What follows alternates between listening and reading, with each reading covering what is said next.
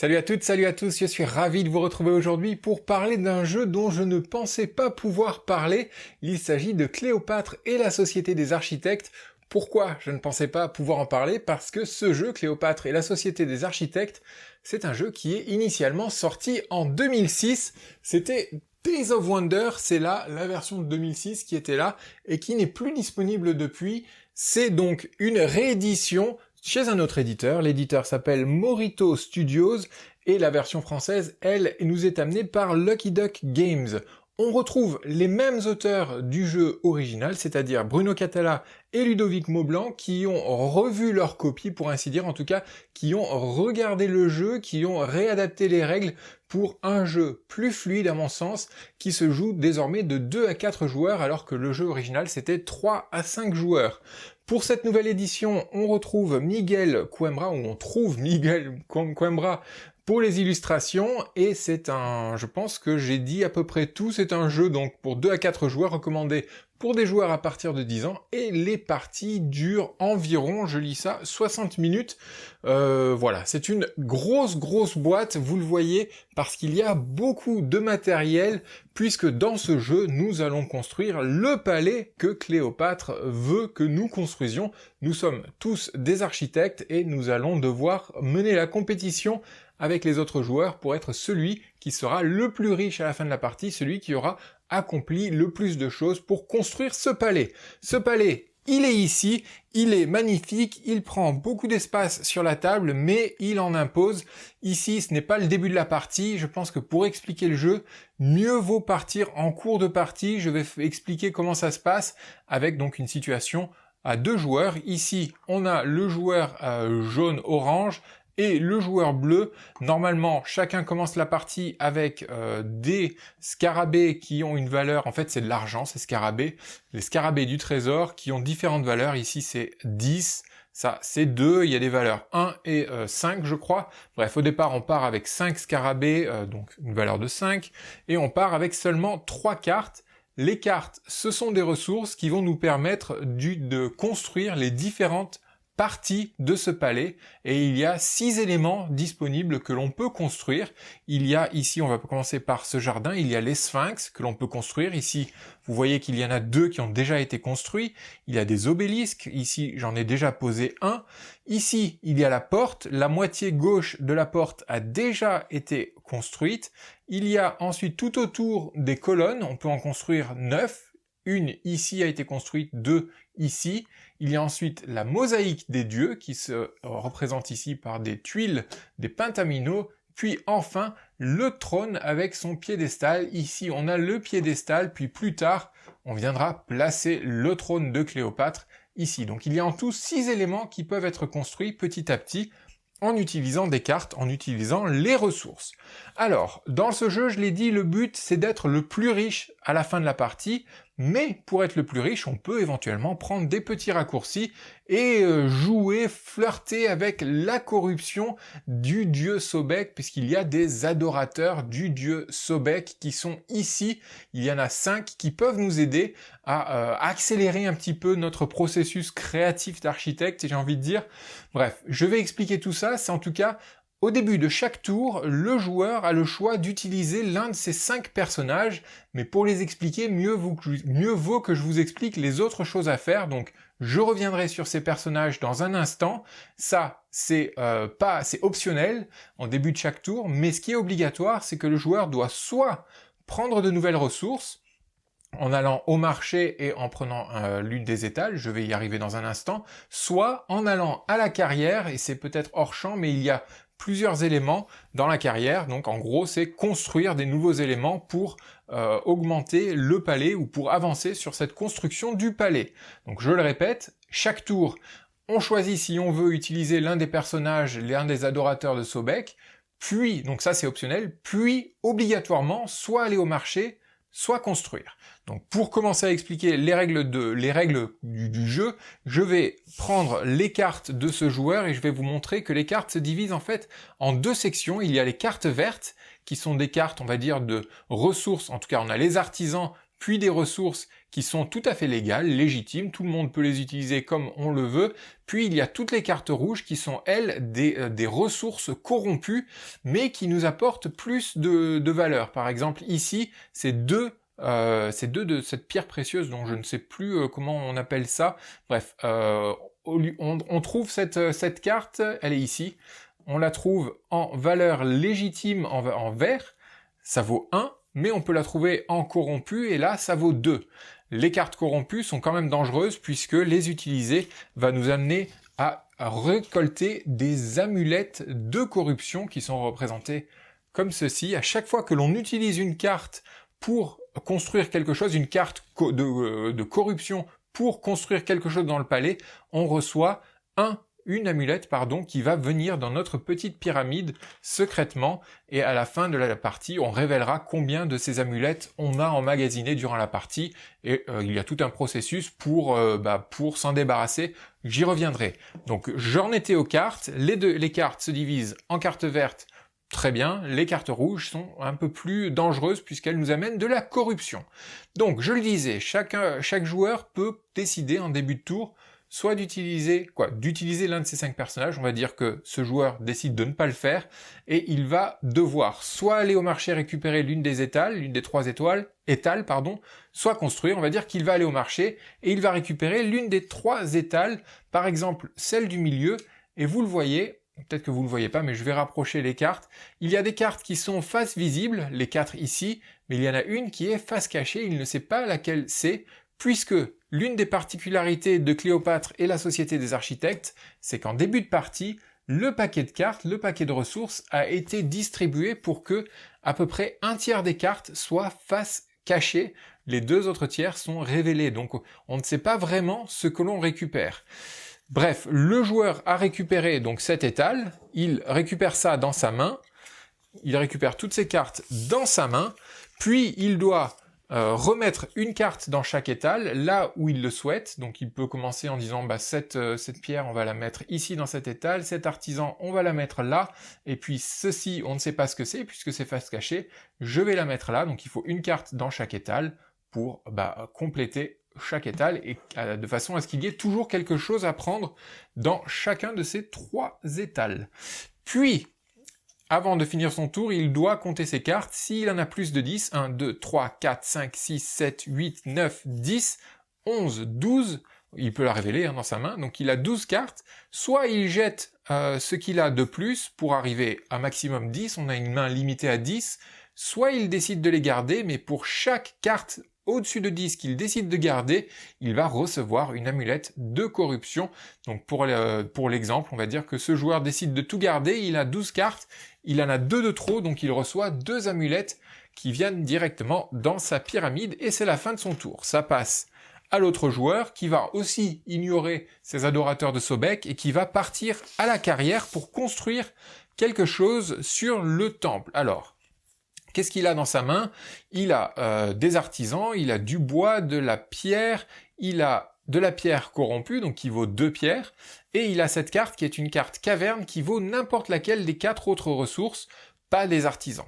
Pour construire, il faut dépenser donc des ressources et des artisans en fonction de ce que l'on veut construire, et chaque joueur reçoit une petite fiche pour l'aider à savoir quel est le coût de chaque chose. Par exemple, le sphinx, l'un des sphinx coûte un artisan plus 2 cartes similaires.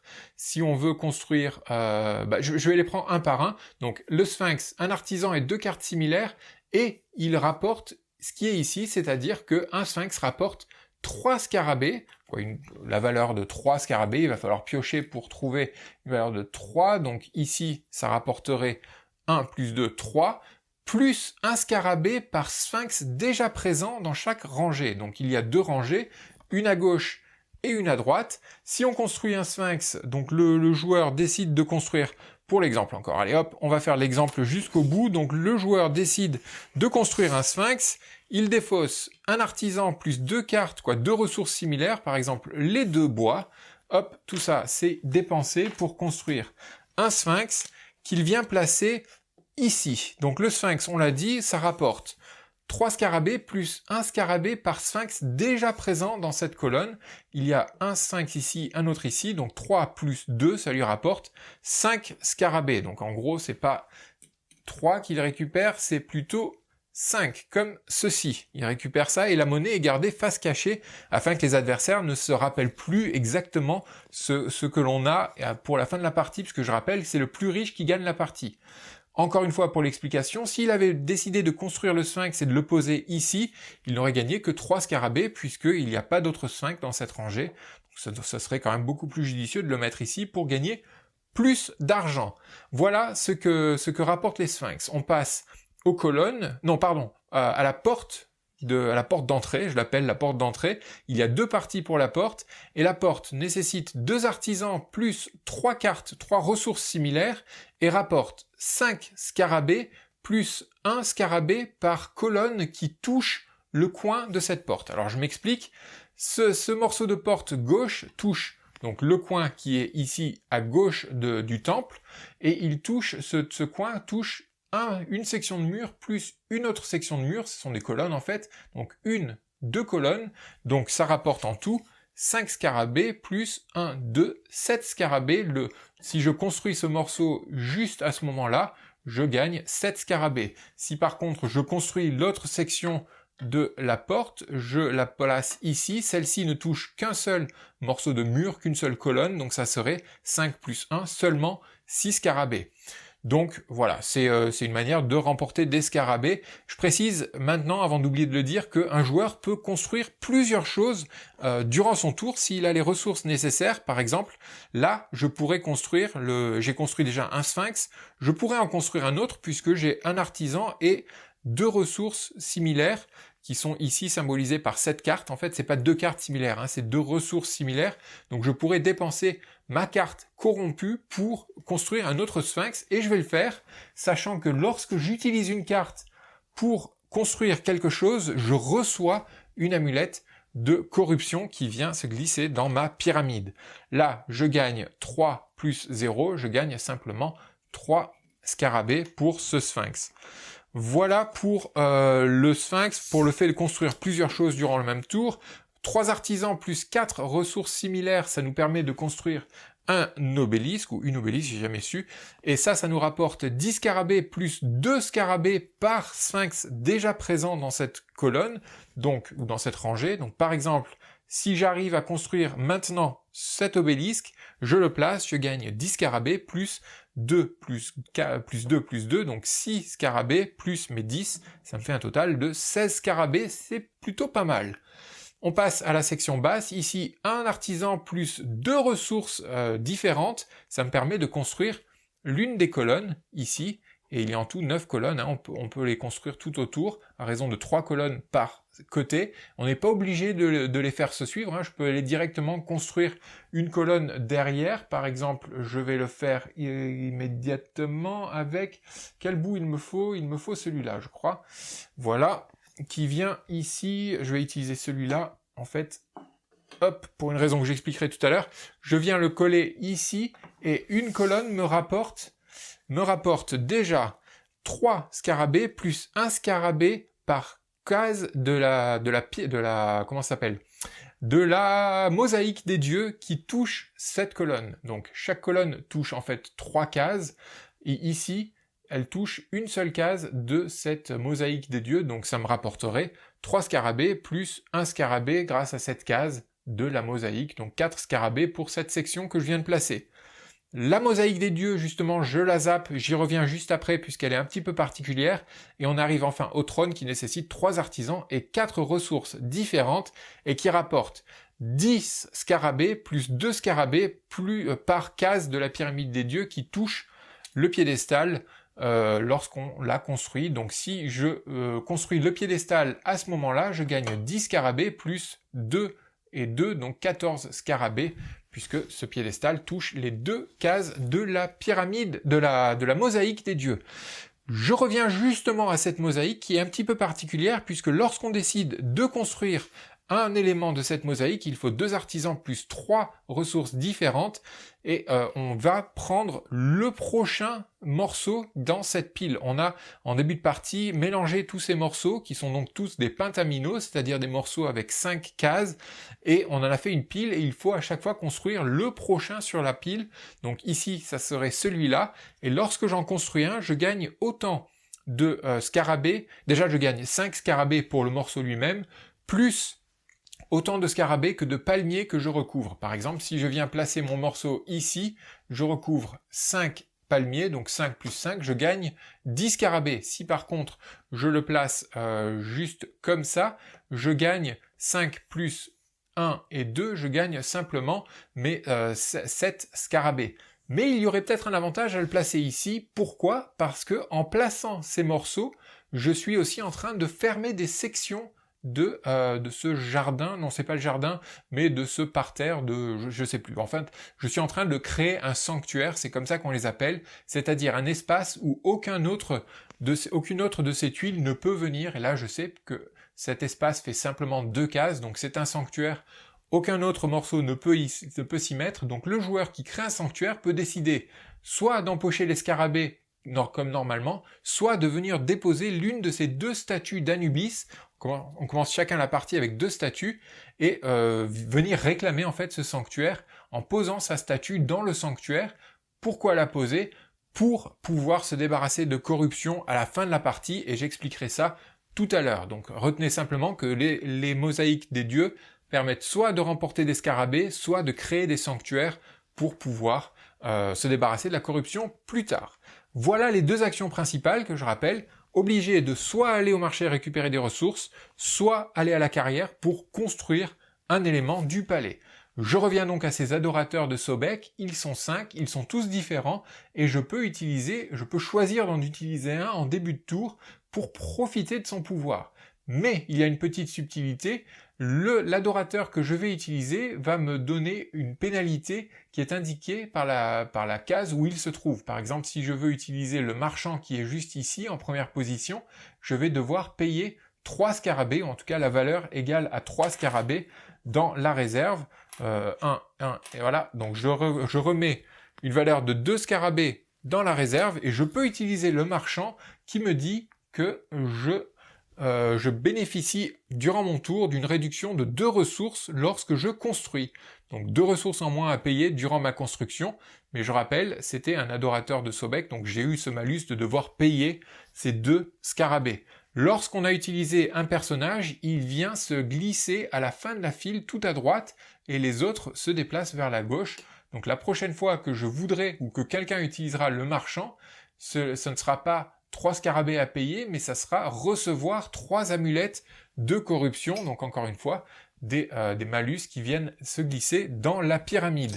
Les autres malus sont une amulette de corruption, 2 amulettes de corruption, et également 2 amulettes de corruption. Donc, en fonction de l'espace où ils se trouvent, ce sont des malus plus ou moins dangereux ou difficiles à contrer. Ici, il y a le contremaître qui me dit que je peux utiliser 2 artisans de moins lorsque je construis, donc 2 cartes d'artisans de moins à utiliser. Là, c'est l'architecte qui lui me dit que pour chaque construction que je vais accomplir durant ce tour, puisque je peux construire plusieurs sphinx ou construire un sphinx et un obélisque, donc pour chaque construction, je gagne 4 scarabées. Ici, c'est le vizir qui me dit que je peux aller à la fois récupérer des ressources au marché et construire durant mon tour. Au lieu de faire l'un ou l'autre, je peux faire les 2 durant ce tour-ci. Puis le mendiant qui me dit que je peux piocher les 4 premières cartes de la pioche. Voilà pour les adorateurs de Sobek. Donc je répète, on n'est pas obligé de les utiliser en début de tour, mais on est obligé de soit d'aller au marché, soit d'aller à la carrière. Donc voilà, les tours vont s'enchaîner jusqu'à ce que le palais soit plus ou moins construit, et j'en arrive à Cléopâtre qui se trouve ici et dont je n'ai même pas encore parlé. Honte à moi, la figurine de Cléopâtre se trouve ici, et elle va avancer petit à petit jusqu'à inspecter son palais, et elle va avancer d'une case à chaque fois qu'un élément est entièrement construit. J'ai cité tous ces éléments en début de jeu, donc une fois que par exemple les 2 obélisques sont construits, c'est un élément qui est construit, hop, l'obélisque est là, un élément est construit, donc Cléopâtre avance d'une case, et elle va avancer petit à petit jusqu'à arriver à la case numéro 5, c'est-à-dire que 5 des 6 éléments sont construits, et ça déclenche la fin de la partie, et il y aura le décompte des points à ce moment-là. Par contre, ce qui est important de préciser, c'est que donc elle va avancer, disons que le trône est construit, elle avance encore d'une case, on va dire que tous les sphinx ont été construits, elle avance encore d'une case, la porte a été construite, j'ai oublié de l'avancer, et là, hop, elle franchit une ligne entre la 3 et la 4e case, il y a une ligne qui marque un petit rappel pour dire qu'il va falloir faire une offrande au grand prêtre. Comment faisons-nous une offrande au grand prêtre ? Tous les joueurs vont en même temps regarder l'argent dont ils disposent et en prendre dans leurs mains pour le cacher et faire une offrande. Je vais le faire un peu au pif. Donc ce joueur va prendre tout ça, ce joueur va prendre par exemple tout ça, et lorsque tout le monde sera prêt, tout le monde va montrer son poignet et l'ouvrir en même temps. 3, 2, 1, l'offrande est faite. Le joueur qui aura offert le plus d'argent au grand prêtre pourra se débarrasser de 3 jetons de corruption, 3 amulettes de corruption. Donc là, on a 2, 3, plus 5, 8, 10. Lui a offert 10, tandis que ce joueur a offert beaucoup plus. 10 plus 10 plus 10, 32. Donc il a offert 32. Donc ce joueur peut aller récupérer tous les scarabées qu'on a utilisés dans l'offrande sont défaussés, qu'on ait gagné ou pas l'offrande, ou l'enchère. Donc ce joueur peut défausser, je vérifie, c'est quelque chose que j'aurais aimé voir sur l'aide de jeu, mais qui ne s'y trouve pas. Je vérifie pour ne pas dire de bêtises. Donc l'offrande, voilà, c'est la offrande au grand prêtre. Le premier joueur, celui qui a offert le plus, peut se débarrasser de 3 amulettes. Donc il regarde ce qu'il a sous sa pyramide, discrètement, il en enlève 3. Il remet sa pyramide par-dessus, si elle veut bien y arriver, voilà. Et tous les autres joueurs, le deuxième dans cette enchère, dans cette offrande, récupère lui une amulette. Donc là, il récupère une amulette. S'il y avait un autre joueur, il récupérerait 2 amulettes.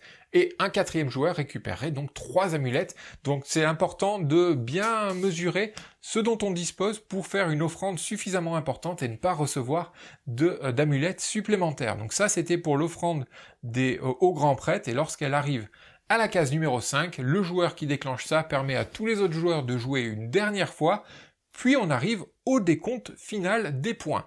Les joueurs vont tous regarder leur main de cartes, défausser chaque carte de corruption qu'ils ont en main et récupérer une amulette pour chaque carte rouge en main. Donc ce joueur a 3 cartes rouges, il récupérerait 3 amulettes, hop, 1, 2 et 3, pour ces cartes de corruption qu'il a encore en main, même s'il ne les a pas utilisées dans la partie, il a un petit peu flirté avec, donc il est puni, il récupère ça.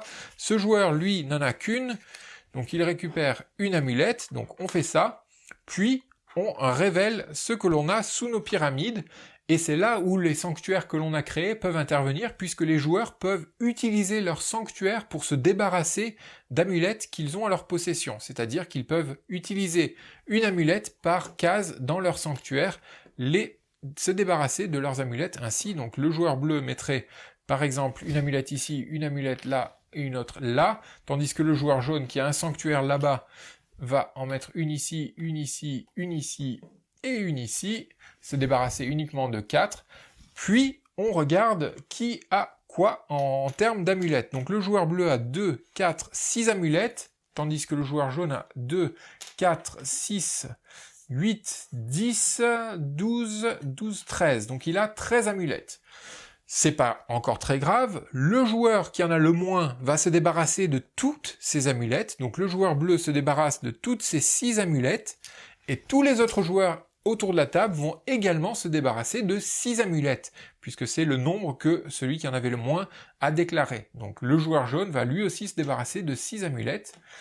4, 5, 6... Et c'est maintenant où on va regarder encore une dernière chose. Là aussi, j'aurais tellement aimé que ce soit sur l'aide de jeu. Je comprends pas en fait. L'aide de jeu, qui est très pratique pour la construction, propose un recto et un verso absolument identiques. Ça aurait été tellement pratique d'avoir un recto avec les constructions comme ici et un verso avec un petit rappel de l'ordre de tour éventuellement un rappel des pouvoirs des adorateurs de Sobek, même si c'est pas bien compliqué, mais surtout ici, ce qui se passe à l'offrande au grand prêtre, mais incroyablement important, ce qui se passe en fin de partie, puisque en fonction du nombre d'amulettes qu'il nous reste, il va falloir défausser des scarabées. Par exemple, s'il ne nous reste qu'une seule amulette, on défausse un scarabée, mais si, comme c'est le cas pour le joueur jaune, il lui reste 4, 5, 6, 7 amulettes, il doit défausser 25 scarabées. Bon, il n'a pas les 25, il va se défausser de ce qu'il a, c'est-à-dire 11 scarabées, il retombe à 0, et à ce moment-là, on regarde quel est le joueur le plus riche. Ici, c'est évidemment le joueur bleu, donc c'est le joueur bleu qui gagne la partie.